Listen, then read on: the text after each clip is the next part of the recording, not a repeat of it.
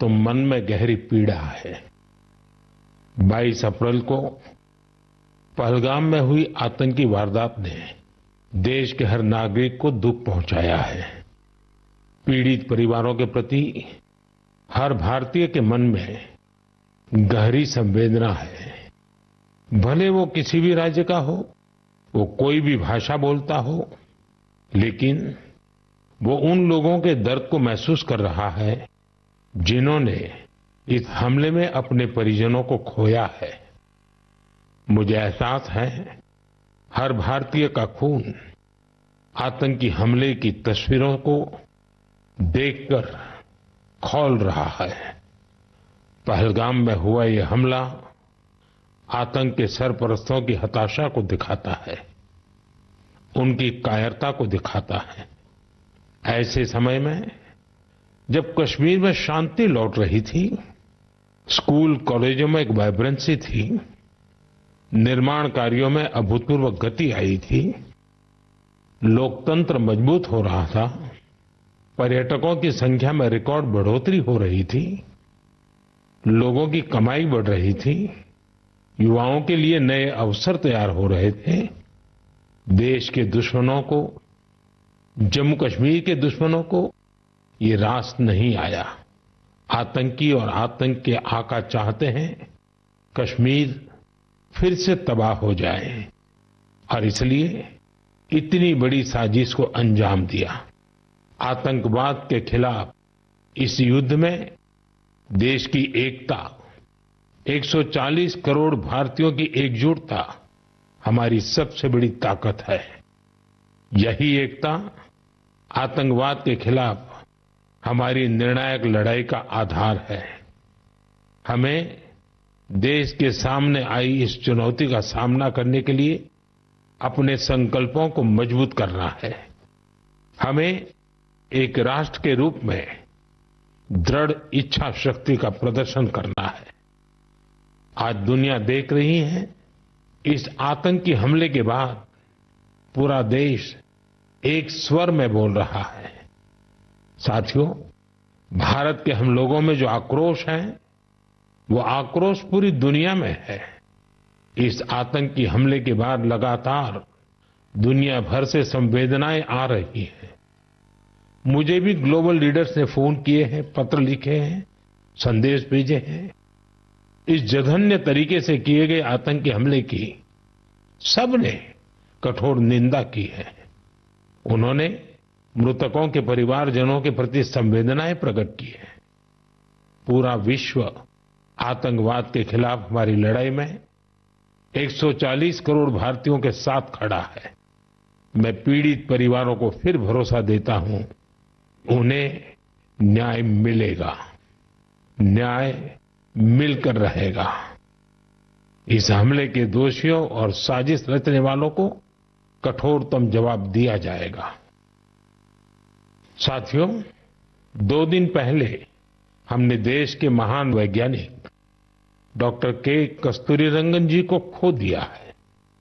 जब भी कस्तूरीरंगन जी से मुलाकात हुई, हम भारत के युवाओं के टैलेंट, आधुनिक शिक्षा, स्पेस साइंस ऐसे विषयों पर काफी चर्चा करते थे।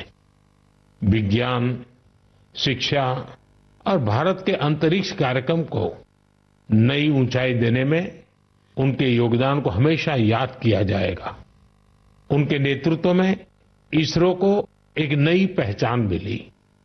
उनके मार्गदर्शन में जो स्पेस प्रोग्राम आगे बढ़े, उससे भारत के प्रयासों को ग्लोबल मान्यता मिली।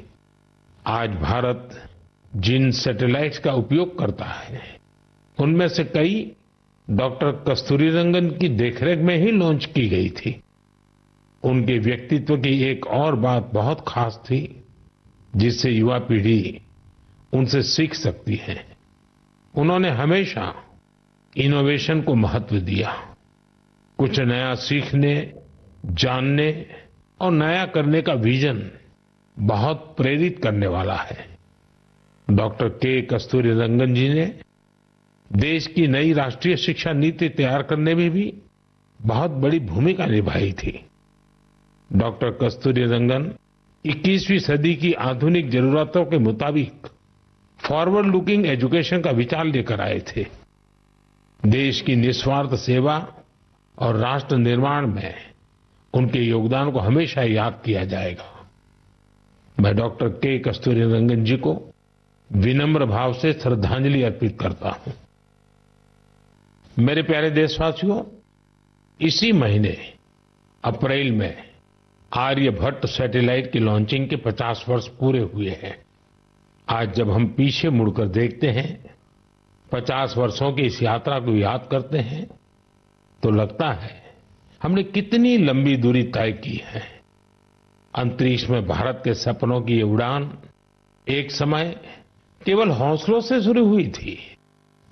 राष्ट्र के लिए कुछ कर गुजरने का जज्बा पाले कुछ युवा वैज्ञानिक, उनके पास न तो आज जैसे आधुनिक संसाधन थे, न ही दुनिया की टेक्नोलॉजी तक वैसी पहुंच थी। अगर कुछ था तो वो था प्रतिभा, लगन, मेहनत और देश के लिए कुछ करने का जज्बा। बैलगाड़ियों और साइकिलों पर क्रिटिकल इक्विपमेंट को खुद लेकर जाते हमारे वैज्ञानिकों की तस्वीरों को आपने भी देखा होगा। उसी लगन और राष्ट्र सेवा की भावना का नतीजा है कि आज इतना कुछ बदल गया है। आज भारत एक ग्लोबल स्पेस पावर बन चुका है। हमने एक साथ 104 सैटेलाइट का लॉन्च करके रिकॉर्ड बनाया है। हम चंद्रमा के साउथ पोल पर पहुंचने वाले पहले देश बने हैं। भारत ने मार्स ऑर्बिटर मिशन लॉन्च किया है और हम आदित्य L1 मिशन के जरिए सूरज के काफी करीब तक पहुंचे हैं। आज भारत पूरी दुनिया में सबसे ज्यादा कॉस्ट इफेक्टिव लेकिन सक्सेसफुल स्पेस प्रोग्राम का नेतृत्व कर रहा है। दुनिया के कई देश अपनी सैटेलाइट्स और स्पेस मिशन के लिए इसरो की मदद लेते हैं। साथियों, हम जब इसरो द्वारा किसी सैटेलाइट का लॉन्च देखते हैं तो हम गर्व से भर जाते हैं। ऐसी ही अनुभूति मुझे तब हुई जब मैं 2014 में PSLV C-23 की लॉन्चिंग का साक्षी बना था। 2019 में चंद्रयान-2 की लैंडिंग के दौरान भी मैं बेंगलुरु के इसरो सेंटर में मौजूद था। उस समय चंद्रयान को वो अपेक्षित सफलता नहीं मिली थी। तब वैज्ञानिकों के लिए वो बहुत मुश्किल घड़ी थी, लेकिन मैं अपनी आंखों से वैज्ञानिकों के धैर्य और कुछ कर गुजरने का जज्बा भी देख रहा था। और कुछ साल बाद पूरी दुनिया ने भी देखा कैसे उन्हीं वैज्ञानिकों ने चंद्रयान-3 को सफल करके दिखाया। साथियों, अब भारत ने अपने स्पेस सेक्टर को प्राइवेट सेक्टर के लिए भी ओपन कर दिया है। आज बहुत से युवा स्पेस स्टार्टअप में नए झंडे लहरा रहे हैं। 10 साल पहले इस क्षेत्र में सिर्फ एक कंपनी थी, लेकिन आज देश में 325 से ज्यादा स्पेस स्टार्टअप काम कर रहे हैं। आने वाला समय स्पेस में बहुत सारी नई संभावनाएं लेकर आ रहा है। भारत नई ऊंचाइयों को छूने वाला है।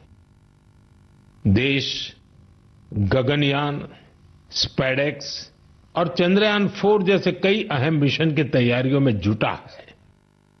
हम वीनस ऑर्बिटर मिशन और मार्स लैंडर मिशन पर भी काम कर रहे हैं। हमारे स्पेस साइंटिस्ट अपने इनोवेशन से देशवासियों को नए गर्व से भरने वाले हैं।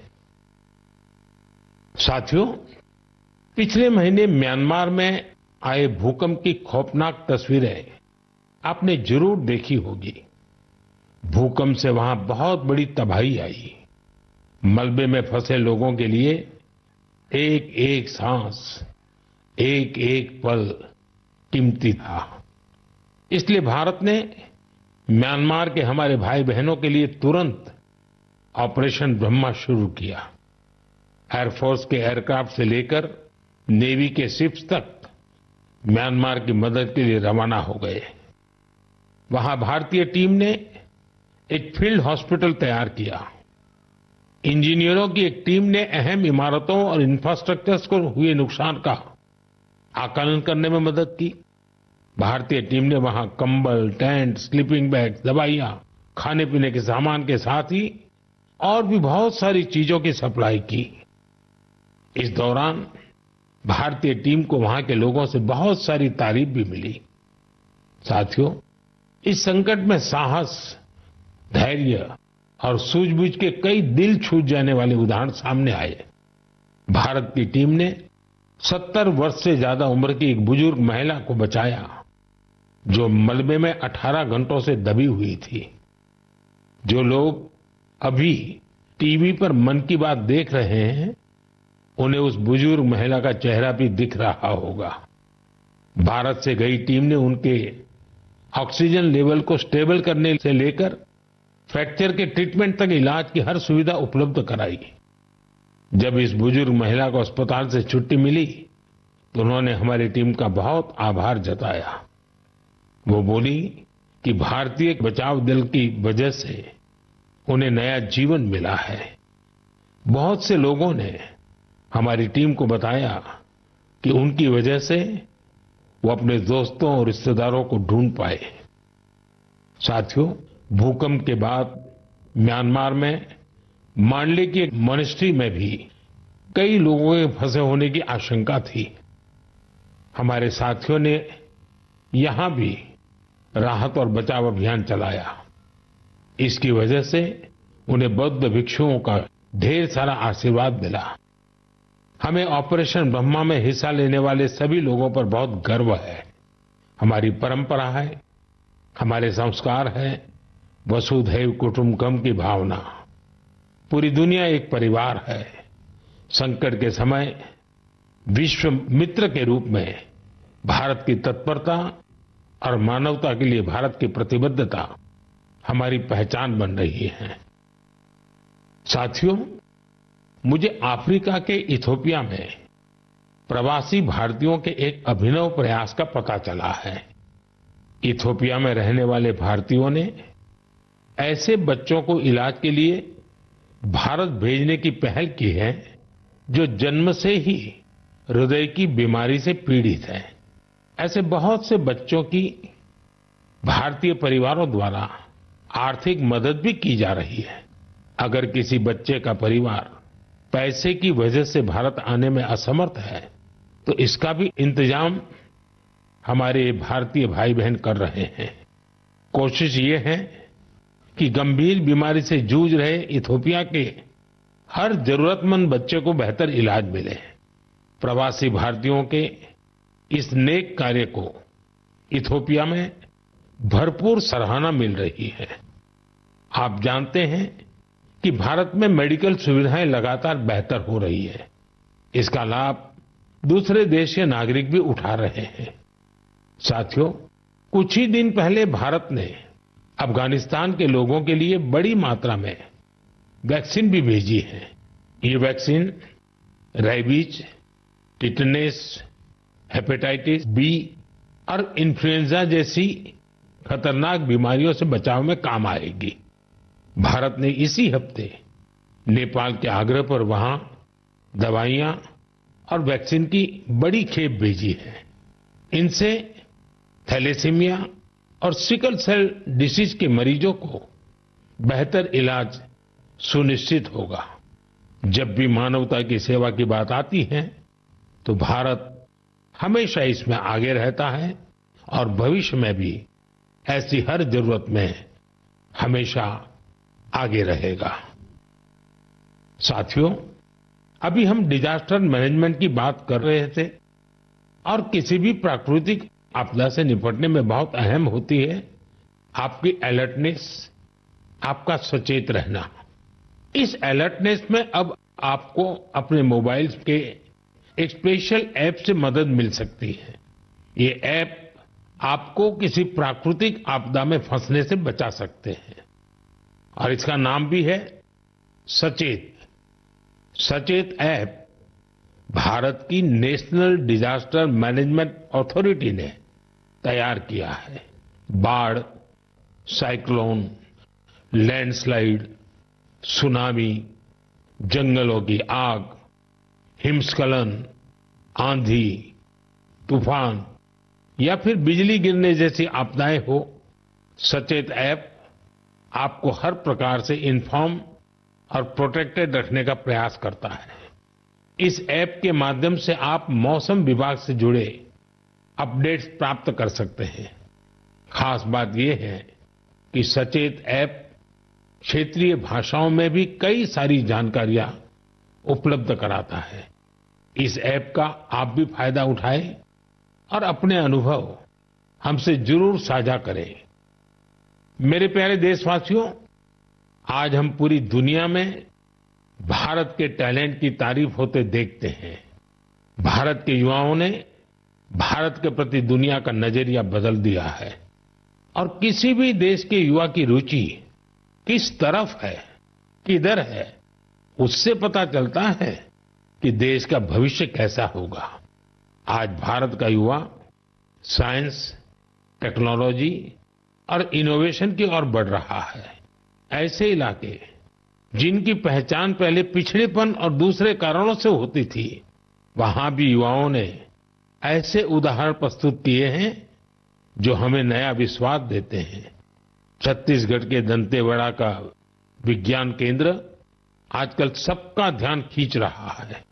कुछ समय पहले तक दंतेवाड़ा का नाम केवल हिंसा और अशांति के लिए जाना जाता था, लेकिन अब वहां एक साइंस सेंटर बच्चों और उनके माता पिता के लिए उम्मीद की नई किरण बन गया है। इस साइंस सेंटर में जाना बच्चों को खूब पसंद आ रहा है। वे अब नई नई मशीनें बनाने से लेकर टेक्नोलॉजी का उपयोग करके नए प्रोडक्ट्स बनाना सीख रहे हैं। उन्हें 3D प्रिंटर्स और रोबोटिक कारों के साथ ही दूसरी इनोवेटिव चीजों के बारे में जानने का मौका मिला है। अभी कुछ समय पहले मैंने गुजरात साइंस सिटी में भी साइंस गैलरीज का उद्घाटन किया था। इन गैलरीज से ये झलक मिलती है कि आधुनिक विज्ञान का पोटेंशियल क्या है, विज्ञान हमारे लिए कितना कुछ कर सकता है। मुझे जानकारी मिली है कि इन गैलरीज को लेकर